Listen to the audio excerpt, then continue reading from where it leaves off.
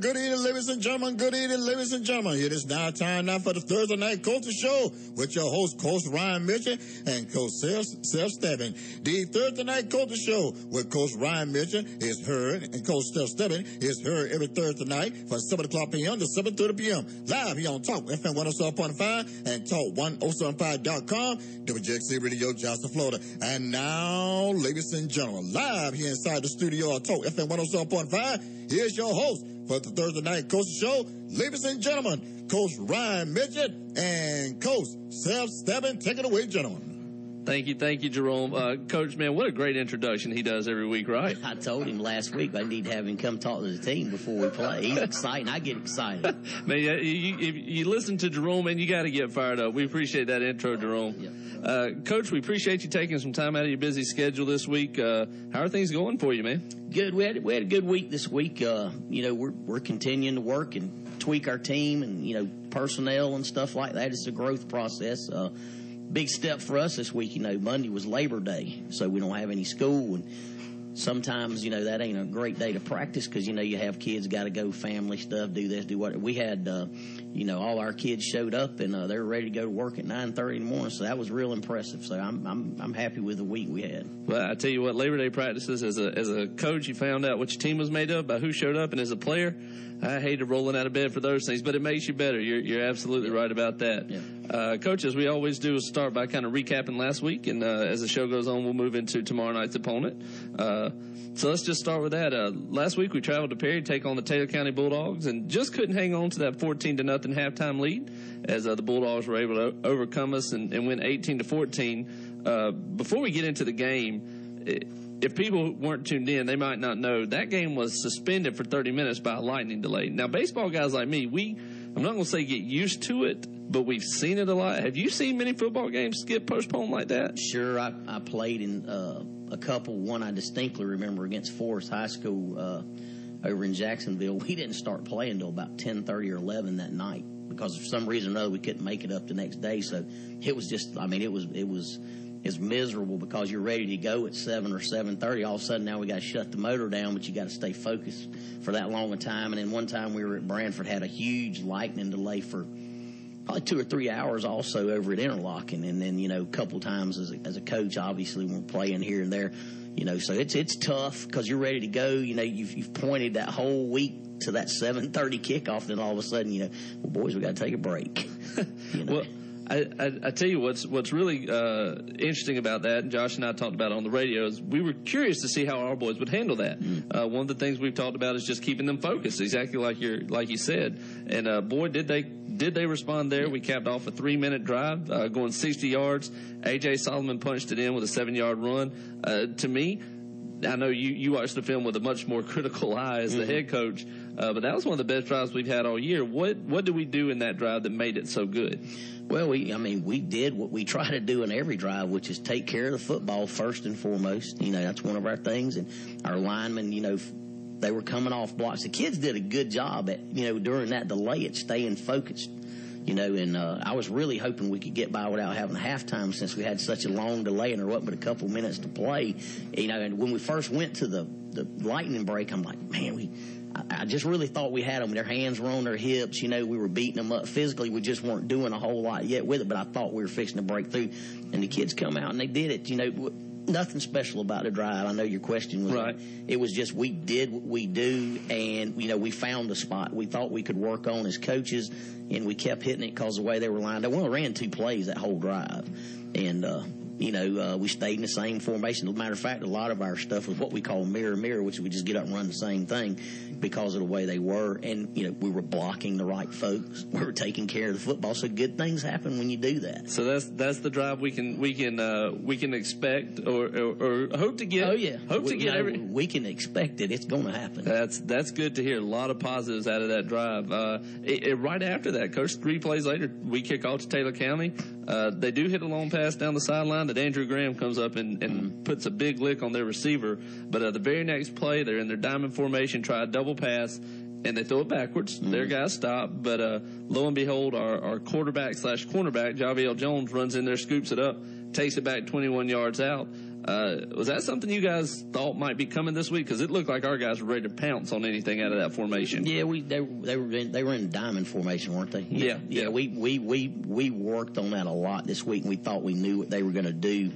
The two or three things they were going to do when they got in that, so we were looking for it. Just, luck would have it, the ball went backwards, and their kid just kind of looked at it, and Javier just kept playing. Yeah. And that's what happens when you keep playing. Good things happen. But we had a good idea what they were trying to do when they got in that. An explosive offense like them, obviously the previous week we'd seen Union County spread it out. Taylor County likes to spread it out. You guys held them to 1 for 8 in the first half.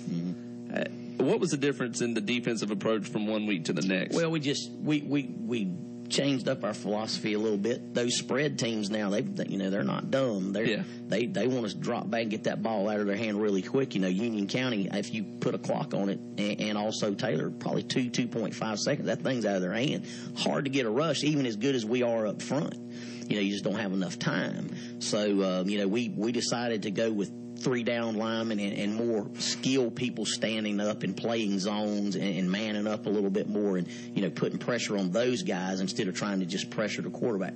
And we tried to pressure the quarterback. We still would send 5 or 6, but it was with blitz packages and different calls here and there. So it's just a little different philosophy. I know there was one play, and we'll talk about him in a little bit. Darrell Walker got home. I saw Kendrick Carter almost pick up a quarterback sack from his defensive back position, which is almost unheard of in high school ball. But as it stood, though, we weren't able to get any more points in the second half. Did have a few more drives where we'd move it a little bit, and then something would happen, penalty, fumble, just set us back a little bit. You talked about growing the program and it being a process. Is this kind of sort of inconsistency something you I don't want to say expected, but we're kind of a little bit prepared for when you've got some young guys trying to find the right personnel? Sure. I mean, we knew coming in that, our style of play was totally different from what they were used to. Also, which I don't know if a lot of people realize, there's 5 or 6 kids on offense and defense that never took a varsity snap till this year. So we're playing with a young team. I know people think that that's the team that went to the state championship, but that isn't the case. Yeah. There's a lot of young kids out there. They're growing every day.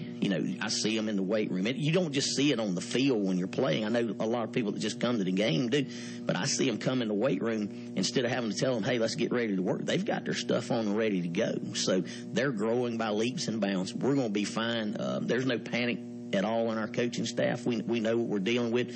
And, we're playing some pretty good football teams, which is going to pay dividends for us down the road, So we're very pleased with where we're at. I mean, obviously, we'd like to be 2-0 like everybody else, but we understand where we're at, and we're not in the panic mode. I can assure you that. That's fantastic to hear. And Josh and I have talked a lot on the radio about why you do want to win every game. Yeah. Right now, you're building for what happens on October 2nd, and when Bell comes to town, and those are the games you have to win. Sure. Without those, you don't get into the playoffs. Sure. You get sent home early if you don't win those. Yeah, you want to win those. We want to use that open week scouting some people at the end of the year. We've already kind of looked at it and talked to our coaches, so we're planning on being in the show, and we've kind of said, hey, we're going to go see this guy, you go see that guy, kind of tentative, and we're making plans for it. Fantastic. That's great to hear.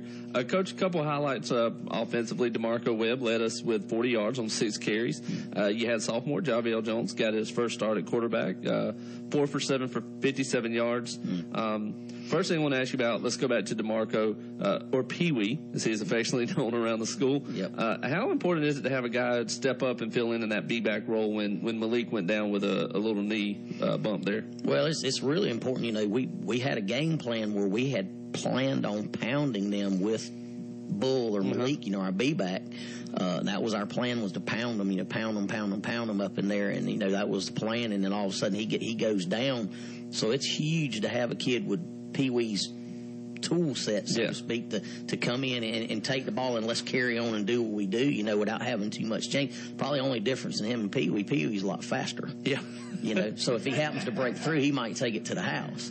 But, he's a tough kid, and I like Pee-wee, man. He works hard, and it's yes, sir, no, sir. He wants to be a good football player, and he's working on it. I know he's turned the ball over a little bit the past couple of weeks, but he's worked extremely hard this week and last week to hold on to that thing. And that's what you want to see out of your kids. You got to just get better. Now, I hope Malik was listening to this. When he gets back to 100%, I bet you're going to have a race at practice to find out who really is faster. I think you and I both know who it is, but knowing Malik... Yeah. I'll let them settle it, but I know who it is.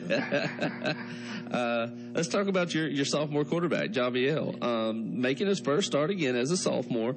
A little confused on a couple of reads, but my goodness, was he a playmaker back there? What advantages does having a guy like him running your offense bring to this team?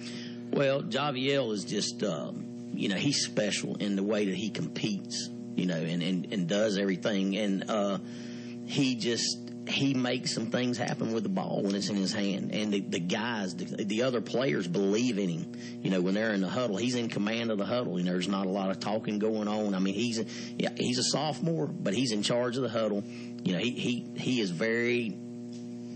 I'll say this: we can look at how much film study they do each week on our huddle stuff. Mm-hmm. He spends a lot of hours film studying and studying us and also the other team. So if somebody's a little out of position when we get lined up, he can get them in the right spot. He makes a lot of good decisions. Now, did he make a couple of reads that he should have done a little something else on? Yes, but he made a couple of reads that one I distinctly remember when we had the inadvertent whistle and he's fixing to walk in the end zone. Coach Gaddy's hollering on the headset at me, "Coach, he should have pulled." I said, "Coach, he's running with the football right now." And I mean, he did that 2 or 3 times to us the other night. He's special when he sticks that thing up in there and rides it. And I mean, he does what you coach him to do. He absorbs so much. Because you talk to him about getting off the midline, you talk to him about shuffle your feet, do these things, and then you can see it happening. So it makes you feel really confident in him.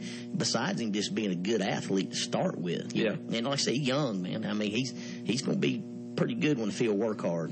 The play I think you're talking about was like maybe a second and long, third and long situation where he runs it down their sideline with the inadvertent whistle. I believe that was the drive we ended up punching in. It's great as a fan and coach to see him be able to run that so well, but as a play-by-play guy on the radio, that's not exactly the easiest play to call. No. There, you're like, he got it. The referees didn't know what was happening either. The guy, he walks over there, head referee, and he, "Coach, we had an inadvertent whistle."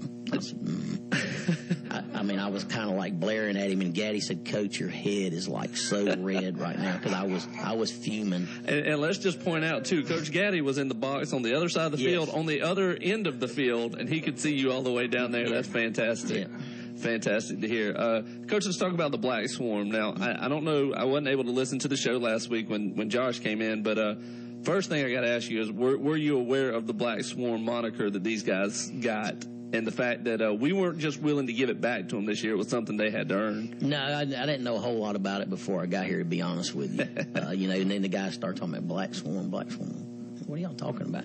Defense, Coach, defense. And matter of fact, we're in practice now. We basically 2 platoon in practice. So the offense wears red jerseys and the defense gets to wear the black ones because they're Black Swarm. So, hey, I'm all about that as long as they keep playing like they're playing. They really played well the other night. Now, we put them in a bad spot a couple times with some special team stuff, and, they played really well against a pretty explosive football team. I think number 6, was the number that kid they had. He could go. Yeah, he could. And 13 was pretty special, and they had some good players too.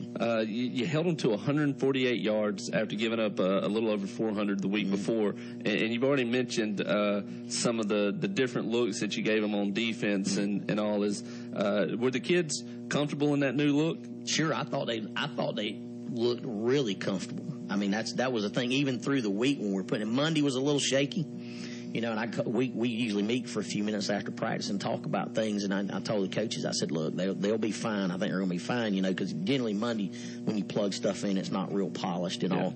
Tuesday looked a lot better. Wednesday they looked really comfortable in it because without talking about a whole lot here, what your job is before the ball's snapped. Right. And you know what's going on, and you understand what to do, and you've got a place to go and get there, and you get there. So you feel comfortable that you don't have to make a whole lot of reads and stuff and try to determine stuff on the fly. But we try to put them in a spot where they can just go play and not do a lot of thinking. 3 guys I want to bring up real quick on the Black Swarm before we move into tomorrow night's game against Fort White. Darrell Walker led your team again. 8 tackles, 2 sacks, 3 tackles for loss. Lined up at tight end a little bit. What makes Daryl so good? Is that coachable stuff? Are you guys coaching him to be in the right place, or is that just God-given talent? But it's both. Both? I mean, he's a kid that can run well. He's a big physical kid. I don't know if you remember the one hit he made on the quarterback. Ooh. It was vicious. I mean, it was legal, but it was vicious. It was football. I mean, and he's like that. Generally speaking, when you have a big play, you'll find Daryl around. And Daryl, though, when we first started working with him, and I'm not saying anything that he doesn't know, he would go hard a play or two, then they kind of back off a little bit or whatever. But we've stayed on him so hard, all through the summer, all through everything, that he knows he's got to go every play, and he's getting to that point, and he can be pretty special when he does that now. And tight end, oh man, his down blocks and his double teams or something. It's beautiful. Man, that's great to hear. Andrew Graham, 4 tackles, had an interception, stopped a Taylor County drive early in the ball game. We noticed that he normally plays the free safety spot for you. Kind of walled up a little bit at linebacker. Is that something you guys saw, or is that just out of necessity due to a couple people banged up? That was necessity out of some people being banged up. But, the great thing about Daryl and Andrew, they're kids that can step in and play spots because they're smart football players without having 100 reps there all week long. They do a good job. We're probably we're gonna look a little different tomorrow night than we did before because of some people injured and banged up and stuff like that. Melvin, our young linebacker, going to be a really good one. He went down and hit somebody so hard on the kickoff he hurt himself.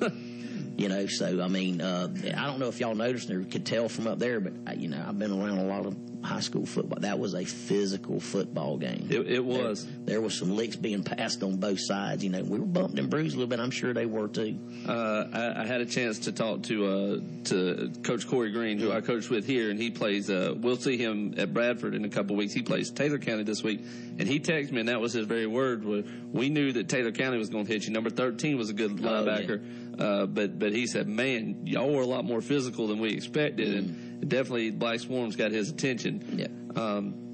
The other guy I want to mention real quick, James Gandy, doesn't necessarily stand out a lot on the stats. I know you guys have kind of asked him to do a couple different things. A big play we didn't really get to mention was he had a long run, which is even more impressive when after the play we realized he lost his shoe back behind the line of scrimmage. James has a problem keeping his shoes on. Wait, we got to tie them things tight, put a rubber band around them so they don't pop off. Yeah, James is a special kid. He's one of those kids. He's just an athlete. Loves playing the game. To look at him, you wouldn't know it. But he's very, very physical, and he can play a lot of spots for you. He can play linebacker, outside linebacker. He can lock somebody down at corner. He can play safety if you need him to. And it's good to have those 3 or 4 guys that you can move around, especially, at a small school, because you never know from one week to the other somebody's going to be dinged, or, you need to move them just because of scheme or whatever. And they're very receptive to it, and they adapt to it very well. So it's a good thing. James, same old as Daryl and Andrew. Good deal. Well, Coach, let's get the fans excited about tomorrow night. Come on out. It's Military and Public Service Appreciation Night. Wear your uniform. Come on out, and definitely say a big thank you for all that all those people do for our country and community. Playing the Fort White Indians, common opponent we played for quite a while now, coming in with a 1-1 record. What can you tell us about this year's version of the Indians? Well, I know Dimitri, their coach, very well. Mm-hmm. We talk pretty regular. We probably won't, we ain't talked a whole lot this week, obviously, but we talked last weekend a little bit and visited. Great guy. They're going to be a no-nonsense football team. They're not going to line up and try to trick you. They're going to get in the eye and run the ISO, run the trap, run the counter, those type of things, and they'll get back there with those 2 or 3 kids that they've got that's pretty good athletes, and get in the gun and try to spread it out, and they'll get in a little double wing look and try to run some sweep stuff on you. But they don't try to trick you. They're no nonsense, really well coached football team, and they're going to be physical. Going to be another physical football game. Always good to play those teams early, help you get ready for the playoffs down the road. How does a team, you mentioned they line up an eye, a little double wing, and then go 4 wide in their shotgun. How does that affect how you prepare for them defensively? Obviously without giving away your game plan, but does a team that can go to a power formation then to spread without changing much personnel, does that cause you a headache? It causes you some headache, causes you a little bit of sleepless nights. I've had a few this week. But we've got a good plan now defensively. We're going to line up when we get what we get. We're very when we played Union, we hadn't had all our defensive stuff built in, and we still building some stuff in. But I think you seen last week, we're more multiple now, and we can be multiple without changing people and moving body, moving parts and stuff a whole lot. We can go from a 3-3-5 to a 50 look. Right. To start, if we get the I formation, we're probably going to be in the 50. Right. If we get that spread out look, we're going to back off in our 3-5. That type of stuff. And we just basically move a couple people back or forward, and they understand what their responsibilities are. So it's not that big a problem for us. We just have to be able to recognize it quickly as coaches and players. Especially players. We've drilled them on it this week. We'll bring them up and we'll run the ISO, and then we'll come out and the coach. We can be hollering it all night long, but the kids have to be able to see it, and they have all week. So I think we'll be fine. I'm always excited to play a team like this that can present those options for you, because, again, you never know what you're going to see down the road. And this, like we mentioned with Union County, we're paired with the Union County Fort White District. So not only could tomorrow night be a big ball game in the regular season, but could also be a preview of something to come down the road. Yep. So we always have that. That's exactly right. Talk about them a little bit defensively. I watched them on film. It looked like everything from a 5-2 with walked-up guys to maybe a 3-4 as far as alignment goes. I watched a little bit of the Swanee film. They had some seams in their read option and some of their quick throws, but what does their defense look like? They're a 4-man front. Sometimes when you get in doubles, they get in a 3-man front. Kind of not a lot different than what we do. Demetrius, like I said, good coach, so he understands what's going on, and he knows when you're in that spread look, you've got to have people standing up and playing in space and everything like that. But they don't blitz very much. They play base, and that's the same. We blitz a little more now because we're athletic than we have in the past. But, if you're good defensively, you can play your base and stop people. And he's going to play base. They're kind of a bend but don't break type attitude. They don't mind giving up a few yards between the 20s, but they kind of want to shut you down, and not let you score. So that's what we're looking at with them. Personnel wise, they've got good kids. They're big, good looking kids. They run around pretty good. I think they do play a lot of people, both ways, a whole lot what we've seen. So hopefully that'll help us. Maybe our depth, we can wear on them a little bit and take care of business. Last year, special teams came up big in the game. We were able to return a punt for a touchdown, and we scored in all 3 phases last year against them. But watched a little bit of film. Looked like they were having a little trouble on special teams this year too to get things going. Yeah. Something you guys saw? Yeah, we've seen a few things, and we're going to try to take advantage of them. Obviously, I know sometimes it doesn't look like it, but we work. we work special teams every day. That's the first thing we do in practice. We work. We have what we call our first 10 minutes of practice every day is specialty period, and then we go into our actual special teams. We'll do 3 or 4 each day, and then on Wednesdays we don't have any indie time. It's all special teams, team. Thursdays all special teams. So we spend a lot of time on them, and special teams are important. A lot of coaches, maybe don't spend that much time on them and stuff, but they're important. They can win and lose your football game, like you said. And with the explosiveness that we've had and have the propensity to have on the field, I'd imagine that teams are going to try to take special teams away from you as much as they can and force the offense to beat them. Sure, I think most folks. If I was playing Hamilton, if I was on the other sideline, and seeing their guys, I would kick away from them. Well, you saw what Union County did. Exactly. And you guys have run, 4, 5, 6 guys back to return punts and kicks. So at any time they kick it deep, if it don't get in the end zone. Right. There's a chance to take it back. James almost took one back the other night against Taylor. You tripped. T-Baby tackled him, I think. Listen, T-Baby's just trying to get as many tackles as he can, whether it's on the other team. Exactly. Or for our guys. He had another big night for you, a couple tackles. Oh, yeah. Got a rare nose guard pass defended. Right. Knocking the ball down at the goal line. So, tough kid, man. He's fun to watch. So, Coach, that's about going to do it for our time. Again, we appreciate you coming back in and spending some time with us and getting us ready. Tomorrow night, again, we hope we can get out there and pack the vet. Yep. I think that'd be great, especially tomorrow night, being 9/11. Yep. Sad day in our country, but a day that we need to remember our military. We're getting to do tomorrow night because of what those folks do for us, and we need to realize that we live in the greatest country in the world. Oh, that's fantastic, man. I don't know. I think we should just end the show right there, man, with that. So, Coach, again, we appreciate you coming in. We look forward to packing the stands tomorrow night, and We'll give them all we got on Friday night. Yes, sir. We sure will. All right, Jerome.